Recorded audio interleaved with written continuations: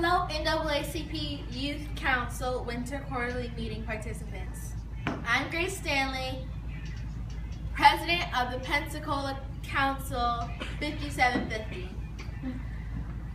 The speaker here that is going to be presenting very soon is fantastic, but I'm also slightly biased because she's my mom. She went to college at FAMU, studied in France, and received her doctorates in psychology. She served 28 years in the military, ended this past July. She retired this past July. This is my mom, Dr. Eurydice Stanley. Good afternoon. Good afternoon. It is so good to be with you today. I am very proud of the Pensacola Youth Council. Thank you very much for coming out and working so hard to make sure that we got here. Ms. Jones, thank you for your support. And I would like to talk to you, particularly every child in this room, about your future. And I'd like to talk to every adult in this room about your influence on these children. And I want to ask you a question. Do you want to be a prodigy? Or do you want to go to a penitentiary? I want you to know, adults, mentorship makes a difference. We have got to make sure that we are working with these children. We got to make sure that we are showing them what they should see. We have to make sure that we are being leaders. And I'd like to talk to you a little bit more about that today. These are the things that we will cover. We're going to talk about what a prodigy is. We're going to talk about a case study that I know all of you will find very interesting. And then we are going to talk about the influence of self-image on how we interact with one another. And oftentimes that self-image can lead to bullying. So we'll talk about bullying, and we will also talk about the opportunity cost of bullying, because often bullies don't know what could potentially happen. And last, we will present some strategies for the mentors. Now, who can tell me what a prodigy is? Yes, sir? A skilled kid? Yes, a skilled kid. Who has the skills? All of them. All of them. All of you. So for you who didn't raise your hands, I hope it was because you just didn't feel like raising your hand. I hope that every single one of you know that you have talents. You have skills. But sometimes you don't know. And in those times, it is critical for the mentor that's in your life to intervene and to ensure that you receive the training that you need so that we can mold you and get you to the highest level. And that's only going to happen if I take the time to actually look at you, pay attention to you, listen to you, observe you, and then I can see what your gifts are. There are a lot of different things that people call a prodigy. A mastermind, virtuoso, wonder kid. I don't care what you call a prodigy. I just want you to call a child a prodigy. I want you to think about a child as a prodigy. And the reason that's important is because if you expect the best from them, they will give you the best. And if you expect nothing from them, you will receive nothing. And we have to have expectations for our children. We have to establish parameters. We have to provide what is necessary for them to get to that next level. It's up to every single one of us as adults who have committed ourselves to supporting the youth in the NAACP. Very critical. So as I said, I believe that every single child in here is a prodigy. Every single child in this room is a prodigy. However, mentors, are you taking the time to discover their talent? Now, advisors, trust me, I know. I think we sold about 160 dozen donuts to get here. Okay? I know it's hard. I know money's tight. I know support is lacking. I know it's challenging. We have all those different things to do, but we still have to take the time to look at these babies and help them know what they can do. Help them see who they are and plant those seeds in their hearts so that they'll grow. They're relying on us. Now, how many of you have heard of the name Misty Copeland? Yes. Misty Copeland is the perfect case study for this, and I'd like to show you why. Misty Copeland is a ballerina, and Misty Copeland did not study ballet until she was 13 years old. Now, who in here has studied ballet? How old were you when you first started studying ballet? I was 3. 3? 6. 6? 3? 7. 7? 5. 5? 17. 17? 6. 6? 7. For a class that you, I had to graduate and take it. okay, you had to take that class so you could graduate. So that's why you took it at 17. All right. So the average was about 5 or 6, right? And what did you have to do when you took those ballet classes? What were some of the things that you did? Stretches?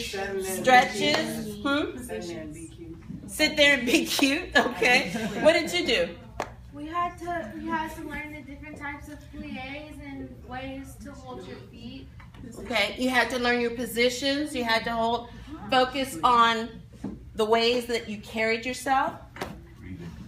Breathing, you had to learn your breathing. Balance. Balance is very critical. That takes a lot of balance, don't you think? Yes. Arch. That's a lot of balance. Misty Copeland did not take a ballet lesson until she was 13 years old. Can you imagine? She is only the 3rd African American principal dancer in her dance troupe. Only the 3rd. She is not yet a soloist, but she is still striving and aspiring to become a soloist. But it's really significant to be a principal. And especially when you consider that she didn't even start until she was 13 years old. And you know how she got her start? It was from a drill team instructor. Her drill team instructor warmed the whole group up using ballet moves. And she noticed Misty's capability. She noticed her carriage. She noticed how Misty was able to participate fluidly, no effort. So she said, why don't you go down to the YMCA and try one of those free classes? And she did. And the teacher at the YMCA was blown away even the first time that she saw Misty.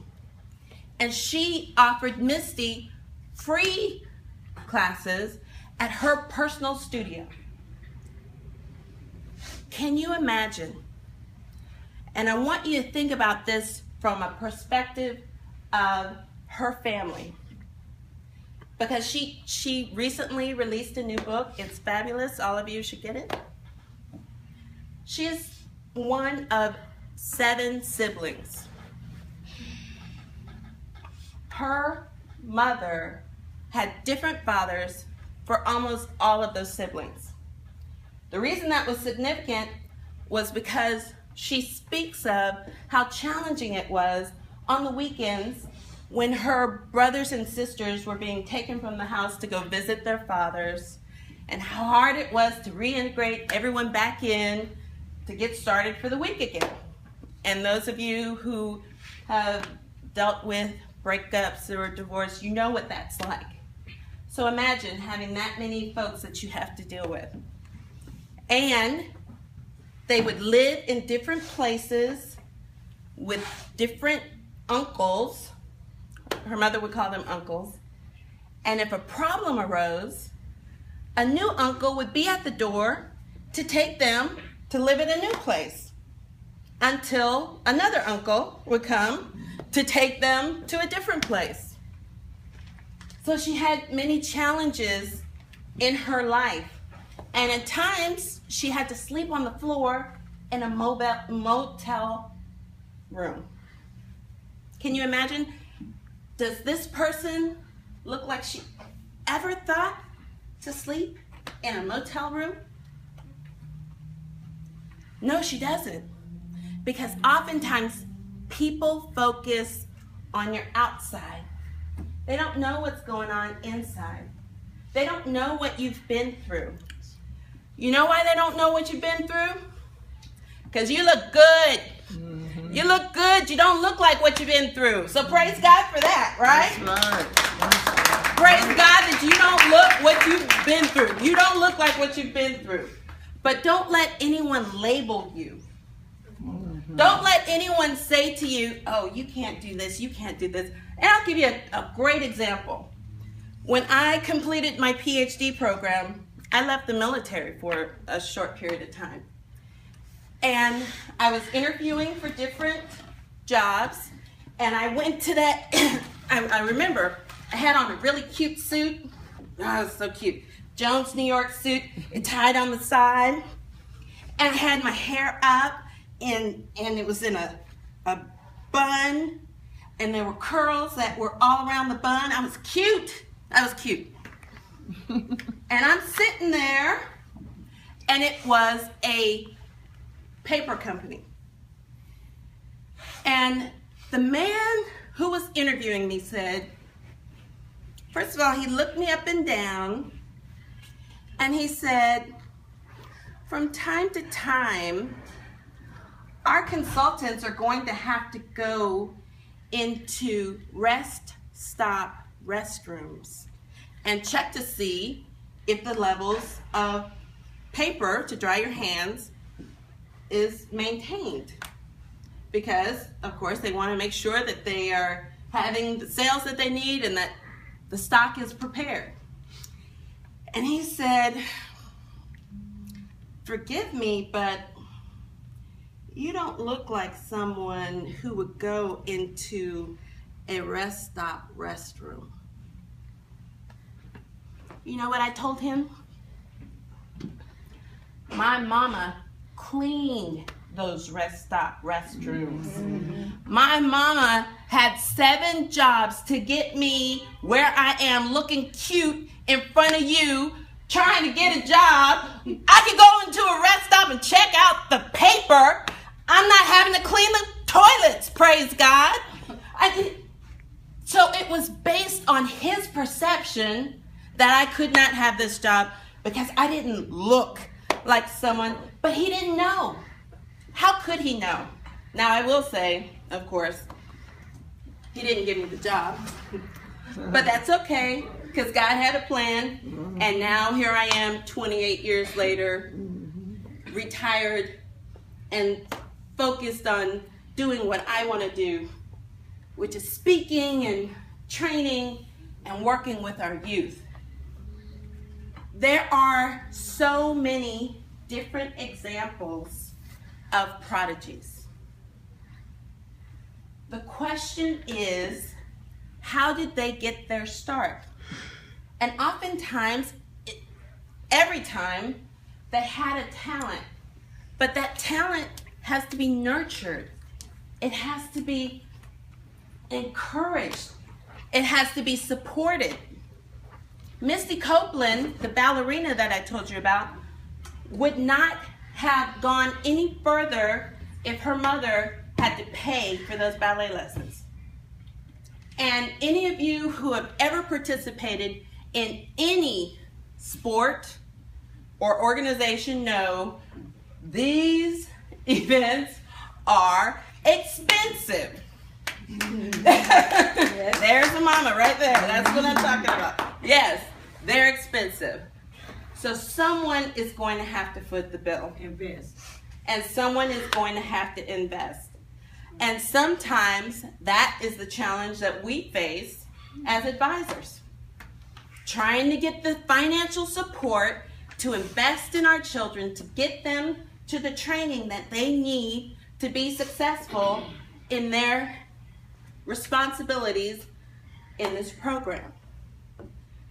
So the main focus is that everyone on this screen was nurtured. They were nurtured to success. That nurturing provided them a foundation.